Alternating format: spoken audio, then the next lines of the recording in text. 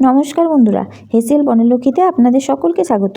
আজকে আমি আপনাদের কাছে চলে এলাম দারুণ স্বাদের এক নতুন রেসিপি নিয়ে। ঘরে থাকা পালং শাক এবং দেশি ছোলা ভিজিয়ে বানিয়ে নিলাম ছোলা পালং, এবং ঘরে থাকা মূলো গ্রেট করে বানিয়ে নিলাম মূলোর বাটুরা। এই ঠান্ডার দিনে রাতের বেলায় এইরকম গরম গরম মূলোর বাটুরা দিয়ে ছোলা পালং খেতে কিন্তু দুর্দান্ত লাগে। আর দেখুন বন্ধুরা, কত নরম হয়েছে এই বাটুরাগুলো। আমি একটা ছিঁড়ে দেখাই, দেখুন কতটা নরম হয়েছে, আর ভিতরটা দেখুন কতটা স্পঞ্জি হয়েছে এই বাটুরাগুলো। পালং পনির তো অনেক খেয়েছেন, এবারে বানিয়ে দেখুন ছোলা পালং। আর এই মূলোর বাটুরা রেস্টুরেন্টের বাটুরাকেও হার মানাবে। এটা খেতে যে কতটা টেস্টি, একবার অন্তত না বানিয়ে খেলে আপনারা বুঝতে পারবেন না। তাই আসুন বন্ধুরা, প্লিজ ভিডিওটিকে স্কিপ না করে আপনারা সম্পূর্ণ রেসিপিটি দেখুন। আর এই রেসিপি দুটো আপনারা ঘরে থাকা উপকরণ দিয়ে খুব সহজেই বানিয়ে নিন। ছোলা পালং বানাবার জন্য এক আটি পালং শাক বেছে ধুয়ে নিয়েছি। এখন পালং শাকটা একটু ভাপিয়ে নিতে হবে, তার জন্য জল বসিয়েছি গরম করতে। জলটা ভালোভাবে গরম হয়ে গেছে, পালং শাকটা দিয়ে দিলাম। এখন এই পালং শাকটা খুব ভালোভাবে জলের মধ্যে ডুবিয়ে দিতে হবে আর 1 মিনিট ফুটাতে হবে। দেখুন বন্ধুরা, সব পালং শাকটা আমি জলের মধ্যে খুব ভালোভাবে ডুবিয়ে দিলাম, আর এটা ফুটতেও শুরু করলো 1 মিনিটের মধ্যে। এটা এখন জল থেকে তুলে নিতে হবে। গ্যাসটা বন্ধ করে দিলাম, আর ফুটন্ত জল থেকে তুলে নিয়ে এটা সঙ্গে সঙ্গে ঠান্ডা জলের মধ্যে ডুবাতে হবে। তাই আগে থেকে জলের মধ্যে কটা বরফ দিয়ে রেডি করে রেখেছি। এখন এটা ঠান্ডা জলের মধ্যে ডুবিয়ে দিলাম, তাতে কুকিং প্রসেসটা বন্ধ হয়ে যাবে আর কালারটাও খুব সুন্দর হয়ে থাকবে। পরে এটাকে পেস্ট করতে হবে। 1 কাপ ছোলা 5-6 ঘন্টা আগে ভিজিয়ে রেখেছিলাম। ছোলাটা খুব সুন্দরভাবে ভিজে গেছে, ভালো করে ধুয়ে জল ঝরিয়ে নিয়েছি। এখন ছোলাটা সেদ্ধ করতে হবে, তাই এটা কুকারে দিয়ে দিলাম। পরিমাণ মতো জল দিয়ে এখন কুকারে ঢাকনা লাগিয়ে একটা সিটি দেবো, তারপর লো ফ্লেমে 5 মিনিট রেখে দেবো। আর ছোলা যতক্ষণে সেদ্ধ হচ্ছে ততক্ষণে ময়দা মাখার জন্য মূলো গ্রেট করে নিচ্ছি। এখানে 3টে বড় সাইজের মূলো খোসা ছাড়িয়ে নিয়েছি, আর মূলোগুলো গ্রেটারে গ্রেট করে নিতে হবে। মূলোটা যদি পেস্ট করে নেওয়া হয় তাহলে কিন্তু খেতে মোটেই ভালো লাগবে না। দেখুন বন্ধুরা, আমি এরকম সরু সরু করে মূলোটা গ্রেটারে গ্রেট করে নিলাম। এখন একটুখানি আদা আর একটা কাঁচা লঙ্কাও গ্রেট করে নেব। 1 ইঞ্চি মতো আদা নিয়েছি, এটাকে গ্রেটারে গ্রেট করে নিচ্ছি, আর একটা কাঁচা লঙ্কা দিচ্ছি। তো কাঁচা লঙ্কাটা আপনাদের পরিমাণ মতো দেবেন। এখানে আমি নিয়েছি 2 কাপ ময়দা, আর এর মধ্যে পরিমাণ মতো লবণ দিয়ে দিচ্ছি হিং হজমে সহায়ক, তাছাড়া এটা দিলে সেন্টটাও খুব ভালো হবে। একটা শুকনো লঙ্কা কাঁচিতে করে কেটে চিলি ফ্লেক্স বানিয়ে নিয়েছি, সেটা দিয়ে দিলাম। আর 1/2 চামচ কালো জিরে হাতে করে ক্র্যাশ করে নিয়ে দিয়ে দিচ্ছি। হাতে করে ক্র্যাশ করে নিলে কালো জিরের সেন্টটা খুব ভালো আসবে। দিয়ে দিচ্ছি 1 চামচ বেকিং পাউডার। এখন দিচ্ছি একটা লেবুকে 4 টুকরো করে কেটে নিয়েছি। সম্পূর্ণ লেবুর রসটা এর মধ্যে চেপে দিচ্ছি। এর আগে আমি মূলোর পরোটা বানিয়েছি, সেটাও খেতে খুবই ভালো লাগে। আমার চ্যানেলে দেওয়া আছে, সার্চ করলে পেয়ে যাবেন। তবে আজকে আমি বানিয়ে নিচ্ছি মূলোর ভটোরা। এটা তো দারুণ খেতে লাগে, একেবারে নতুন রেসিপি, এভাবে বানিয়ে দেখতে পারেন। এখন এর মধ্যে দিচ্ছি গ্রেট করে নেওয়া আদা, আর যে কাঁচা লঙ্কাটা গ্রেট করেছিলাম সেটা দিয়ে দিচ্ছি। এখন সমস্ত উপকরণ খুব ভালোভাবে মিশিয়ে নিতে হবে। অনেকেই হয়তো মূলের ভটোরা নাম শুনে ভেবে থাকবেন যে এতে মূলের গন্ধ ছাড়বে, কিন্তু বিশ্বাস করুন বা নাই করুন, এতে কিন্তু মূলের গন্ধ একটুও থাকে না। আর আপনি যদি নিজে থেকে না বলেন যে এটা মূলো দিয়ে তৈরি, তাহলে কেউ খেয়ে বুঝতেও পারবে না। এখন এখানে 1 চামচ সাদা তেল দিলাম। এখন সাদা তেল দিয়ে এটা খুব ভালোভাবে মিশিয়ে দিতে হবে। মিশিয়ে নেওয়ার পর যে গ্রেট করা মূলোটা ছিল সেটা দিয়ে ময়দাটা মাখতে হবে। অল্প অল্প করে মূলো নিয়ে ময়দাটা মেখে নিতে হবে। এখানে কোনো রকম জলের ইউজ হবে না, শুধুমাত্র মূলো দিয়েই ময়দাটা মাখতে হবে। এখানে 3টে বড় সাইজের মূলোতেই আমার 2 কাপ ময়দা মাখা হয়ে গেছে। তো এখানে পরিমাণটা ঠিক বলা যাচ্ছে না, কারণ মূলোতে কতটা পরিমাণ রস থাকবে সেই পরিমাণে ময়দা লাগবে। এই পরিমাণটা ঠিক মতো বলা যাচ্ছে না। আপনাদের যদি মূলো কম পড়ে ময়দা মাখতে মাখতে, তাহলে আর একটু মূলো গ্রেট করে নিতে হবে। আর যদি মূলো গ্রেট করা বেশি হয়ে যায় তাহলেও অসুবিধা নাই, মূলো চাটনি বানিয়ে নিতে পারেন। খেতে মূলো চাটনিও এর সাথে দারুণ লাগে। আপনারা যদি মূলো চাটনির রেসিপি দেখতে চান তাহলে কমেন্ট করে জানাবেন, আমি সেই ভিডিও অবশ্যই শেয়ার করব। তো দেখুন বন্ধুরা, মূলো দিয়ে আমি ময়দাটা খুব ভালোভাবে মিশিয়ে নিচ্ছি। ময়দাটা খুব নরম করে মাখতে হবে। এখানে ময়দাটা মাখতে আমার 3টে মূলোই লেগে গেল, পুরো মূলোটাতেই ময়দাটা মাখা হয়ে গেল। তো দেখুন বন্ধুরা, এরকম নরম করে ময়দাটা মাখতে হবে। এখন সামান্য একটু তেল নিয়ে ময়দার উপরে লাগিয়ে দিচ্ছি। খুব ভালোভাবে ময়দার উপরে লাগিয়ে নেওয়ার পর এটাকে এখন রেস্টে রাখতে হবে। তার জন্য এটা এখন ঢাকা দিয়ে 20 মিনিটের জন্য রেস্টে রাখছি। ততক্ষণে ছোলা পালংটা বানিয়ে নেওয়া যাক। যে পালংটা ভাপিয়ে রেখেছিলাম সেটা এখন মিক্সার গ্রাইন্ডারে জারে ভরে নিলাম, আর নিচে 1 মুঠো ধনেপাতা। এটা এখন একটা ফাইন পেস্ট বানিয়ে নিতে হবে।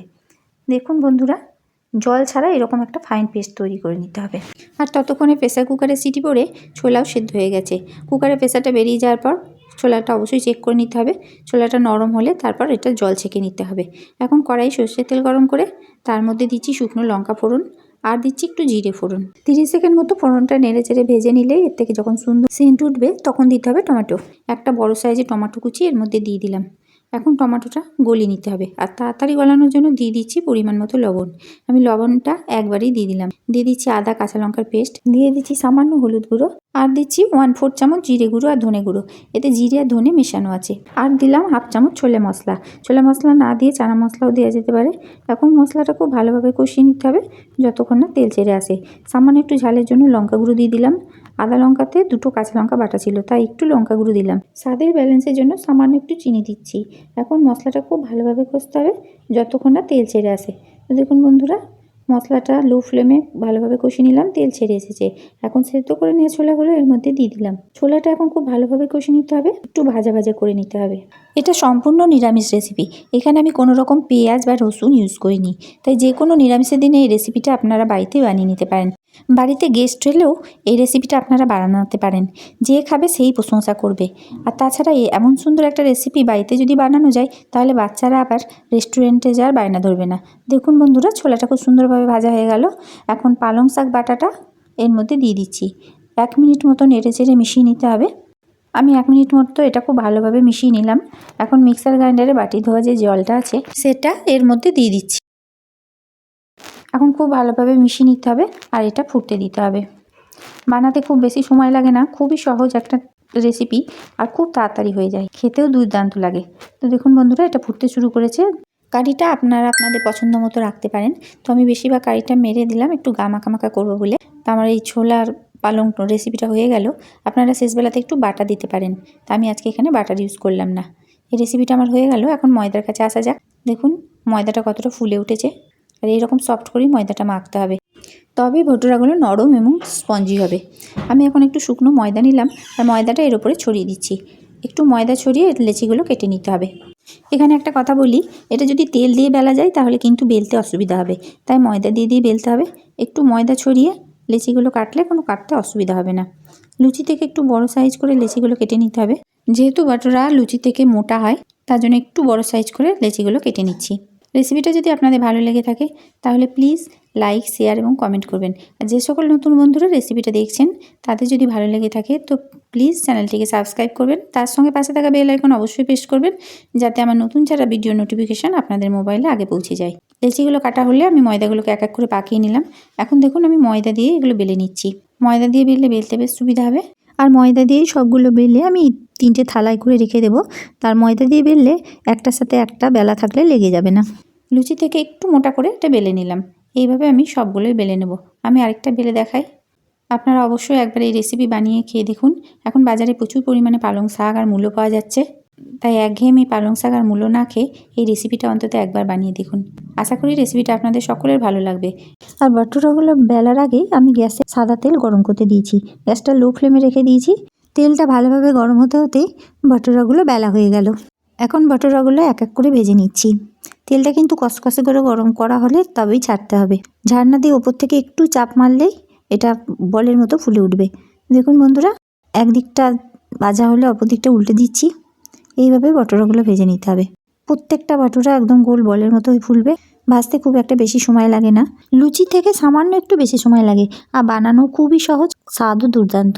ভাজা হলে তেলটা ঝরিয়ে এভাবে তুলে নিতে হবে। একটা ভটুরা ভাজা হলে আরেকটা ছেড়ে দিচ্ছি। একইভাবে সব ভটুরাগুলো ভেজে নেব। রেসিপিটা যদি আপনাদের ভালো লেগে থাকে তো প্লিজ চারিদিকে একটু শেয়ার করে দিন। একদম নতুন রেসিপি, সবাই যাতে এই রেসিপিটা বানিয়ে নিতে পারে, তার জন্য আপনারা আপনাদের বন্ধু বান্ধব আত্মীয় স্বজন সবারই কাছে এই রেসিপিটা শেয়ার করে দিন, তাহলে সকলে এই রেসিপিটা বানিয়ে নিতে পারবে। আর যে সকল বন্ধুরা ফেসবুক থেকে দেখছেন তাদের যদি রেসিপিটা ভালো লেগে থাকে তো প্লিজ ফলো করবেন। চারিদিকে একটু বেশি বেশি করে শেয়ার করবেন আত্মীয় স্বজন বন্ধু বান্ধবদের কাছে, যাতে সবাই এই নতুন রেসিপিটা বানিয়ে নিতে পারে। এইভাবে আমি সব ভটুরাগুলো ভেজে নেব আর গরম গরম পরিবেশন করব ছোলা পালংয়ের সাথে। সমস্ত রেসিপিটি দেখার জন্য হেসেল বনলক্ষ্মীর তরফ থেকে অসংখ্য ধন্যবাদ।